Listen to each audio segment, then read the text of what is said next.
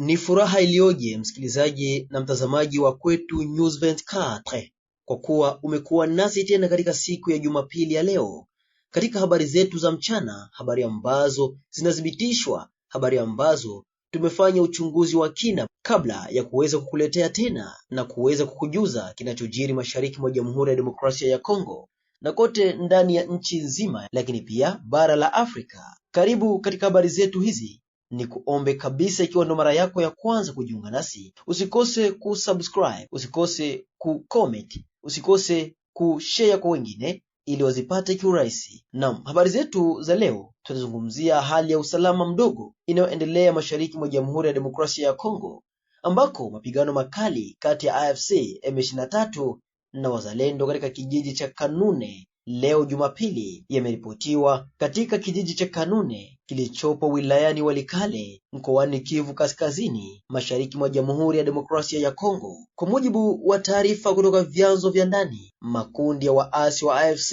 M23 na wapiganaji wa wazalendo umepambana vikali tangu alfajiri ya saa 11, hali iliyosababisha taharuki kubwa miongoni mwa wakaazi wa eneo hilo. Milio ya risasi nzito na ndogo ndogo imekuwa ikisikika, huku wananchi wakilazimika kubaki majumbani kwa hofu ya usalama wao. Hadi sasa hakuna taarifa rasmi kuhusu idadi ya waliopoteza maisha au kujeruhiwa. Hali ya usalama inaendelea kuwa tete, huku wasiwasi ikiongezeka kuhusu hatima ya raia waliokwama katika mapigano hayo. Endelea kufuatilia taarifa zetu za habari kutoka Kwetu News 24 kwa ajili ya kuweza kupata mwendelezo wa habari hizi. Wakati hayo yakiendelea kujiri, msikilizaji, huko Minembwe usiku wa kuamkia Jumapili hii ya tariki 22 mwezi March mwaka 2026, mashambulizi ya ndege zisizo na rubani za kamikaze yalilenga vijiji vya Kakenge na Kalingi na pia kitovu cha Minembwe katika eneo la Fizi, jimboni Kivu ya Kusini. Kulingana na vyanzo vya ndani, makundi yenye silaha Twirwaneho Red Tabara, washirika wa vuguvugu la AFC M23 wakisaidiwa na jeshi la Rwanda, walikuwa wamelengwa na ndege hiyo iliyoshambulia usiku wa Jumapili hii ya tariki 22 Machi mwaka 2026. Habari hizi tumezipata kupitia vyanzo vyetu vya ndani kutoka maeneo ya huko Minembwe. Hadi sasa hali ya wasiwasi inaendelea kutanda licha ya kwamba hakujasikika risasi nyingine toka usiku wa tariki 22 Machi mwaka 2026 hadi sasa tunapozungumza hapa. Endelea vile vile kubaki pamoja na sisi kwa ajili ya habari ambazo zitakazosalia.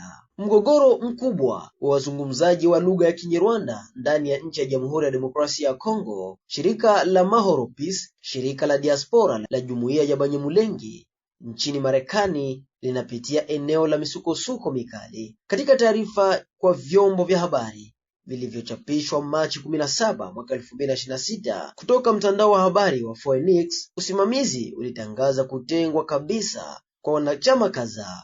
Wawili hao wanashutumiwa rasmi kwa kukashifu, kukosa uaminifu na kuzuru maslahi ya pamoja ya jamii. Miongoni mwa wale waliolengwa ni pamoja na Patrick Bagabo. Alijibu mara moja kwa kukataa adhabu hii, akidai kuwa aliliacha shirika hilo kwa hiari yake muda mrefu uliopita. Mgogoro huo unaenda zaidi ya mfumo rahisi wa kiutawala ili kuathiri masuala mazito ya usalama. Patrick Bagabo anahusisha kutohusika kwake na tuhuma za uhusiano kati ya shirika hilo na makundi yenye silaha yanayofanya kazi mashariki mwa DRC, hasa Twirwaneho huko Minembwe. Madai hayo yanaweka shirika hilo katika uangalizi, huku mjadala kuhusu jukumu la diaspora katika mzozo wa kikanda ukizidi zaidi. Chini ya jicho la mamlaka ya shirikisho, kesi hiyo inachukua mwelekeo wa kisheria unaowezekana katika ardhi ya Amerika.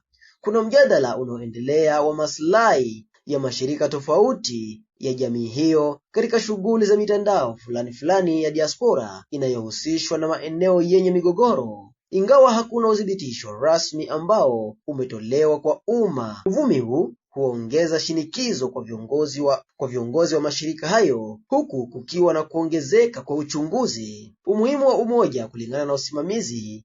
Akikabiliwa na mzozo huu, rais wa association hiyo Douglas Kabunda anashikilia msimamo wake Anahalalisha hatua hizi za kutengwa kwa hitaji kamili la kuhakikisha kuheshimiwa kwa sheria za kishirika kwa ajili ya usimamizi. Lengo linabakia kuwa ni kuhifadhi uadilifu, mshikamano na umoja wa Jamhuri ya Banyamulenge nchini Marekani dhidi ya ushawishi wowote unaovuruga jamii hiyo. Na msikilizaji, tujielekeze maeneo ya huko Uvira ambako Kwetu News 24 ilitembelea mashamba kadhaa ya vita na kuweza kuzungumza na msimamizi wa operesheni maeneo hayo, Jemadari Delfe Kalembe Ngoma Nzito, na kuweza kutufahamisha kinachojiri maeneo hayo. Tumsikilize. Kwa kweli siku zilizopita wala hizi siku mbili tulikuwa na mapambano hapa Plaine Ruzizi. Kulikuwa vita kabisa, vuta ni kuvute, lakini tumekuta nguvu za adui ni ndogo, tena zimekuwa dhaifu, na hiyo tuko imara kwa kupambana na adui, kwa maana kuna siku ambazo walizomupa adui kutoka katika maeneo wala kutoka katika nchi yetu kama vile muasi wa nchi yetu. Asipotoka tuko imara kupambana naye, lakini hali katika Plaine de la Ruzizi hali ni tulivu. Depuis tutoke Makobola, wakati tulipambana Makobola, nasi tulikuwa na hofu kubwa kusema eti tumesimamishwa kupambana hapa Plaine de la Ruzizi. Tulikuwa tunafikiri, je, tutaweza fanya nini ili tupambane na adui, tujue nguvu zake? Ila wakati tulipambana naye tumeshukuru zaidi. Watu wengi wanahofu eti wamekuja na gari 13 wanakuja nini, matablende nini. Sisi kama tumetoka mteritoire ya Fizi, kama vile wazalendo tumekuja support huko. Tunafata adui mahali popote mu RD5, tutapambana naye mpaka mwisho. Na warahia wawe tulivu, tutapambana na adui. Hawataingia Uvira kama vile walikuwa wakiingia Uvira, zagara kama vile watu wanaenda sokoni. Hapana, hivi tumesimama imara, hatuwezi kula rushwa ya nchi yetu ili tena warekipere tena Uvira. Ile haiwezekani. Hali ya Masasi kwa saa hizi, nina neno la kuambia wenzetu wa viongozi. Sisi unité special hatukatali uongozi wa kila mtu. Tunapenda uongozi wa kila mtu, na kila mtu, kila force ijiretrouve iko unité special. Lakini kuna neno la muhimu la kuambia wenzetu wenye kuwa Uvira. Kwa sasa kila komanda force mwenye kuwa Uvira ajiretrouve iko kulinye de front. Ile masasi ya kupiga mwingine haina maana. Maana waliniambia kama ile masasi ilitokezea na mfungwa, kuna mmoja mwenye alifunga mtu, mwingine akaenda mnyanganya, ili kaleta vurugu. Wa viongozi haiwezekani, wale ni warahia wetu. Hii ni nchi yetu, hatuwezi kuwa tunapiga masasi mu centre ville, watu watangamia bure. Ila tunapenda kila kiongozi yoyote mwenye kuwa pale mu centre ya Uvira ajiretrouve iko kulinye de front. Na yule mwenye hatajiretrouve iko kulinye de front, tuambia gouvernement ikamate azimio juu ya ile masasi. Kwa kweli kuna shangao kidogo, tunao mshangao.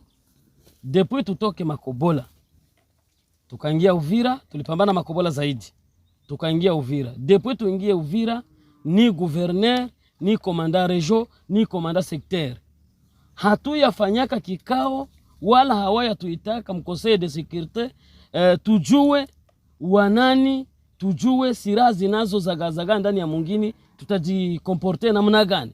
Mpaka hivi hatuyafanyaka, hawaya tuitaka mkikao ya conseil de sécurité.